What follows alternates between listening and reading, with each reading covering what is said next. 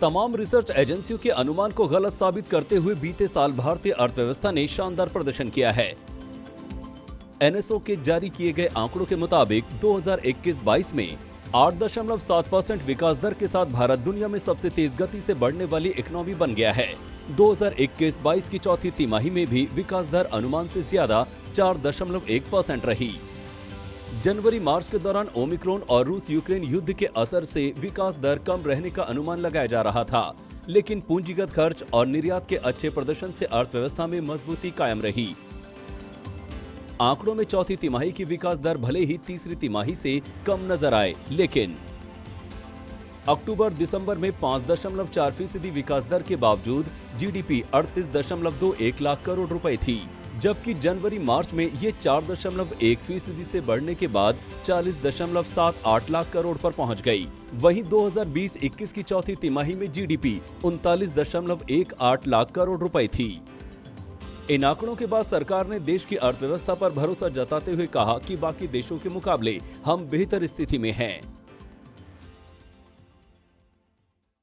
The economy as of March 2022 is showing a pretty good recovery in all aspects except in contact services compared to the levels before the pandemic. So the GDP growth year on year in fiscal Q4 21-22 at 4.1% was better than what many had anticipated in the private sector because of concerns about the impact caused by the Omicron wave in January, which lingered partially into February as well.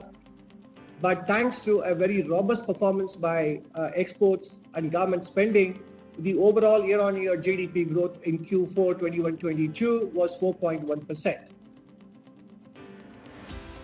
सरकार के किए गए दावों के मुताबिक 2021-22 में भारत की GDP 1.47 lakh crore रुपए से ज्यादा रही, जबकि 2020-21 में देश की जीडीपी 1.35 लाख करोड़ रुपए से ज्यादा थी।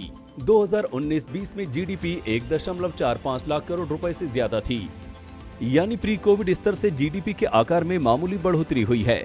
ऐसे में नुकसान की काफी हद तक भरपाई कर ली गई है। Trade, hotels, transport, communication sector is still lagging and trailing behind the levels that prevailed in March 2020 in real terms. Although in nominal terms, it has overtaken the March 20 numbers. But most other sectors are operating at levels above March 20, as you can see from the slide here. अगर अलग-अलग sectors की growth पर नजर डालें तो 2021-22 में कृषि और संबंधित सेक्टर में 3%, माइनिंग में 11.5%, मैन्युफैक्चरिंग में 9.9%, बिजली, पानी, आपूर्ति, गैस और दूसरी सेवाओं में 7.5%, कंस्ट्रक्शन में 11.5%, ट्रेड, होटल, ट्रांसपोर्ट, कम्युनिकेशंस में 11.1%, फाइनेंशियल, रियल एस्टेट और दूसरे प्रोफेशंस में 4.2%, रक्षा, लोक प्रशासन और दूसरे संबंधित सेक्टर्स में 12.6% की ग्रोथ दर्ज की गई है। हालांकि अब मौजूदा साल में महंगाई ग्रोथ के रास्ते में एक बड़ा ब्रेकर बनने का खतरा पैदा कर रही है। वैसे तो सरकार ने निर्यात पर रोक लगाकर आरबीआई ने ब्याज दर बढ़ाकर इसे कंट्रोल करने की कोशिशें शुरू कर दी हैं, लेकिन जब तक कच्चे तेल समेत महंगाई की ग्लोबल वजहों को नहीं काबू किया जाएगा, इसका खतरा कम होने वाला नहीं है। आज तक ब्यूरो। वीडियो पसंद आया तो हमें लाइक, कमेंट, शेयर और सब्सक्राइब जरूर करें।